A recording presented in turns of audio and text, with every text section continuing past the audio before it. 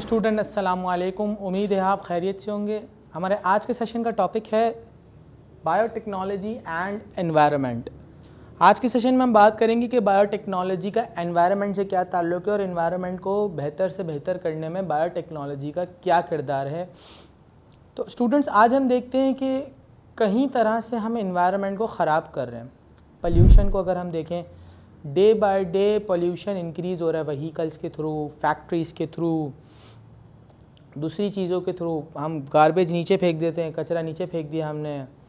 Water pollution, air pollution, land pollution, day by day pollution के अंदर increase आ रहा है, चाहे वो ज़रिया कोई भी हो। तो एनवायरनमेंट को हेल्दी रखने के लिए बायोटेक्नोलॉजी क्या किरदार अदा करती है। तो सवाल ये आता है कि एनवायरनमेंट को हेल्दी रखने की ज़रूरत क्या है, क्यों रखें हम एनवायरनमेंट को हेल्दी। एनवायरनमेंट अगर हेल्दी होगा तो हम हेल्दी रहेंगे, यहाँ पे रहने वाला हर एक लिविंग ऑर्गेनिज्म हेल्दी रहेगा। अगर ये एनवायरनमेंट अनहेल्दी रहा तो हम भी अनहेल्दी रहेंगे। जैसे मिसाल लें कि अगर एयर पोल्यूशन बढ़ता है तो हमें सांस के मसले बढ़ जाएंगे, हमारे रेस्पिरेटरी डिसऑर्डर्स में इंक्रीज आ जाएगा, नए नए डिसऑर्डर्स आ सकते हैं। या अगर हम मिसाल लें लैंड पोल्यूशन बढ़ता है तो हमारे दूसरे जैसे ठहरे हुए पानी के अंदर, हम कहते हैं कि अक्सर ठहरे हुए पानी के अंदर डेंगू के बैक्टीरिया जो है ना वो बनते हैं। या कचरे से, कचरा पड़ा हुआ है, गंदगी पड़ी हुई है, तो वहाँ से मुख्तलिफ बैक्टीरियाज, वायरसेस पैदा हो सकते हैं जो ह्यूमंस को या अदर लिविंग ऑर्गेनिजम्स को नुकसान पहुँचा सकते हैं और फूड चेन के अंदर खलल ला सकते हैं, मसाइल पैदा कर सकते हैं। तो इन तमाम बातों का ताल्लुक एनवायरनमेंट के हेल्दी या अनहेल्दी होने से है। तो बायोटेक्नोलॉजिस्ट आज डे बाय डे एनवायरनमेंट को मज़ीद हेल्दी करने की कोशिश में लगे हुए हैं ताकि एनवायरनमेंट और बेहतर हो और ह्यूमंस की लाइफ की या क्वालिटी ऑफ लाइफ और बेहतर हो। तो स्टूडेंट्स, अगर हम बात करें सबसे पहले वेस्ट प्रोडक्ट की, जो ज़मीन पे फेंका जाता है, जो कचरा, जो वेस्ट होता है, दो किस्म के वेस्ट होते हैं। एक होता है बायोडिग्रेडेबल वेस्ट और एक non biodegradable waste. Biodegradable waste वो होता है जिसको फर्दर यूटिलाइज़ किया जा सकता है, जो लिविंग ऑर्गेनिज्म ब्रेक डाउन करते हैं। नॉन बायोडिग्रेडेबल वेस्ट यानी जैसे प्लास्टिक हो गया या मेटल हो गई, नॉन बायोडिग्रेडेबल वेस्ट है जिनको माइक्रो ऑर्गेनिज्म ब्रेक डाउन नहीं कर पाते। तो आज हम बात करने वाले हैं बायोडिग्रेडेबल वेस्ट की, जो लिविंग ऑर्गेनिजम्स या माइक्रो ऑर्गेनिज्म जो है वो ब्रेक डाउन कर सकते हो। तो स्टूडेंट्स, बायोटेक्नोलॉजी का इसमें क्या किरदार है। तो क्या किया जाता है, एक बड़ा सा कंटेनर लिया जाता है, बड़ा सा समझ लीजिए एक कंटेनर लिया जाएगा। इस कंटेनर के अंदर जो हमारा बायोडिग्रेडेबल वेस्ट है वो डाला जाता है यहाँ पे। यहाँ पे आपको सारा कचरा जो है ना वो बायोडिग्रेडेबल वेस्ट डाल दिया गया। अब जैसे इसके अंदर बायोडिग्रेडेबल वेस्ट डाल दिया गया तो इसी के साथ साथ माइक्रो ऑर्गेनिजम्स भी डाले गए ताकि ये इसको ब्रेक डाउन करें। माइक्रो ऑर्गेनिजम्स डाले गए और इधर सफिशेंट अमाउंट ऑफ टेम्परेचर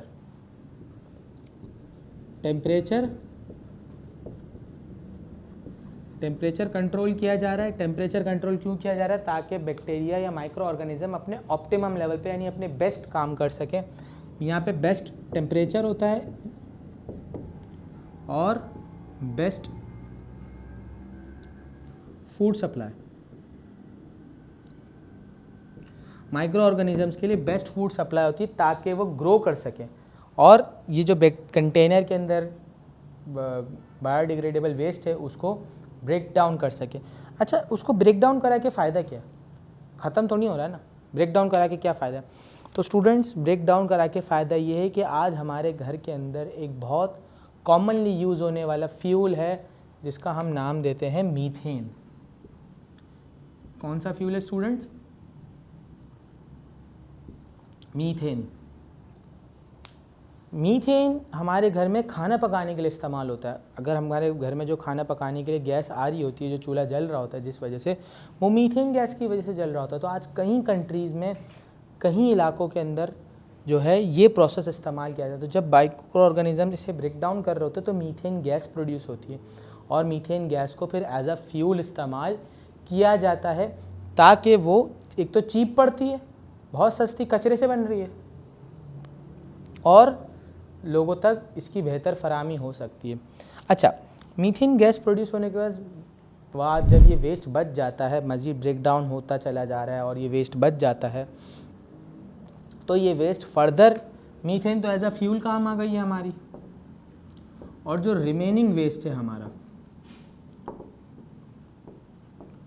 वो काम आ जाएगा हमारे खाद के अंदर, यानी फर्टिलाइज़र के अंदर।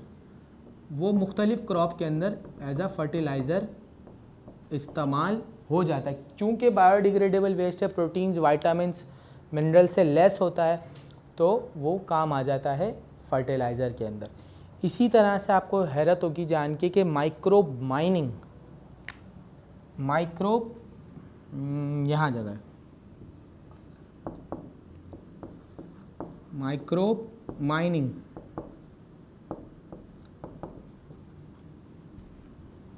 माइक्रोब माइनिंग क्या होता है? माइनिंग क्या होता है?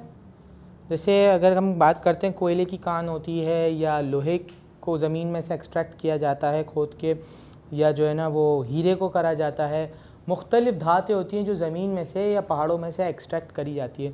तो जो नॉर्मल माइनिंग होती है, जो हथौड़े से या ड्रिलिंग से या छैनी से, इससे करी जाती है।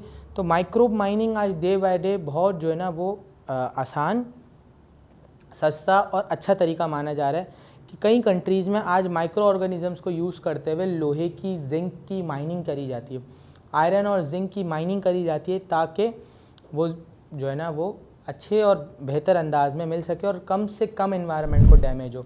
होता है क्या कि अगर जब माइनिंग करी जाती है तो एनवायरनमेंट को बहुत ज़्यादा डैमेज हो जाता है। हम जो है ना वो खोदते चले आते हैं तो वो डैमेज हमारा बढ़ जाता है। तो इस डैमेज को कम करने के लिए साइंटिस्ट, बायोटेक्नोलॉजिस्ट माइक्रो ऑर्गेनिज़म्स का इस्तेमाल करते हैं। इस तरह के माइक्रो ऑर्गेनिज़म्स उन्होंने जेनेटिक इंजीनियरिंग के ज़रिए बनाए कि वो एक्सट्रैक्ट करने में हेल्प कर रहे हैं क्या लोहा या आयरन या जिंक। मज़ीद मैं बात करूं तो ऑयल की अगर हम बात करते हैं तो आपको पता है जितना ऑयल, अगर मैं ज़मीन की बात करूं, अगर आपको यहाँ नज़र आ रही है तो ज़मीन के नीचे फ़र्ज़ कीजिए ये पत्थर हैं हमारे इतने सारे। अब ज़मीन के अंदर तो पत्थर होते ही हैं, तो इसके अंदर ऑयल है। जब यहाँ पे पंप आता है ऑयल का तो वो सिर्फ 1/3 ऑयल पंप कर पाता है, यानी जितना ऑयल इधर पड़ा हुआ है उसका सिर्फ तीसरा हिस्सा ही वो निकाल पाता है। अब तीसरा हिस्सा निकाल पाता है, इसका मतलब 2 हिस्सा ऑयल नीचे, 2 हिस्से ऑयल कहाँ पर होता है? वो ये रॉक्स के ऊपर चिपका हुआ होता है। तो आज साइंटिस्ट इस बात पे काम कर रहे हैं कि ये चिपका हुआ ऑयल माइक्रो ऑर्गेनिज़म्स उसे वहाँ से निकाले और वो दो हिस्सा ऑयल ज़मीन के अंदर अभी भी पड़ा हुआ है वो भी निकाल लिया जा सके, ताकि उसे ह्यूमन वेलफेयर के लिए इस्तेमाल किया जा सके। तो यहाँ पे भी माइक्रो ऑर्गेनिज़म्स डाले जाते हैं और वो माइक्रो ऑर्गेनिज़म को ऑप्टिमम टेम्परेचर, यानी best temperature, best food supply देंगे, तो वो हमें वहाँ से ऑयल एक्सट्रैक्ट करने में हेल्प करेंगे और हमें ज़्यादा से ज़्यादा क्वांटिटी में चीज़ें मिलेंगी। और फिर मैंने आपसे बताया था, इस ज़्यादा क्वांटिटी में चीज़ें हमारी बढ़ती हुई पॉपुलेशन की वजह से हमें ज़रूरत पड़ती है।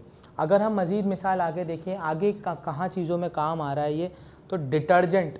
अक्सर हम खाना खा रहे होते हैं और हमारे कपड़ों पे दाग लग जाता है, वो दाग कभी निकलता है कभी नहीं निकलता। तो वो दाग न निकलने के पीछे देखा गया कि जो हम खाना खा रहे हैं या खून के धब्बे हैं, तो उनके अंदर मुख्तलिफ़ किस्म के प्रोटीन्स हैं जो एंजाइम्स या माइक्रो ऑर्गेनिज़म ब्रेक डाउन कर सकते हैं। तो डिटर्जेंट के अंदर भी माइक्रो ऑर्गेनिज़म्स डाल दिए गए ताकि वो स्टेन्स को हटा दें और फैब्रिक की जो क्वालिटी है उसको बरकरार रखें। आज कई डिटर्जेंट्स मार्केट के अंदर ऐसे मौजूद हैं जिनको इस्तेमाल करते हैं तो गहरे से गहरा या मुश्किल से मुश्किल जो दाग होता है वो हट जाता है। क्यों हट जाता है? क्योंकि उसके अंदर प्रोटीन रिमूवर या प्रोटीन ब्रेक डाउन करने के लिए एंजाइम्स या बैक्टीरियाज मौजूद हैं जो उसे हेल्प कर रहे होते हैं ताकि ये ब्रेक डाउन करे किसको? प्रोटीन्स को, और वो स्टेन्स वहाँ से हट जाए और फैब्रिक की क्वालिटी ख़राब ना हो। अक्सर लोग गर्म पानी में इस्तेमाल करते हैं, तो गर्म पानी में इस्तेमाल करने से होता ये कि फ़ैब्रिक ख़राब हो जाता है। जो दूसरे किस्म के फैब्रिक आता है जो गर्म पानी में डालने से ख़राब हो जाता है, तो वो ख़राब ना हो इस वजह से माइक्रो ऑर्गेनिज़म्स का इस्तेमाल किया जाता है। तो आज हमने देखा कि माइक्रो ऑर्गेनिज़म्स के कितने इस्तेमाल है। तो स्टूडेंट्स एक ज़रा क्विक रिव्यू देखते हैं हमारे टॉपिक का और देखते हैं कंक्लूजन की तरफ चलते हैं, ठीक है।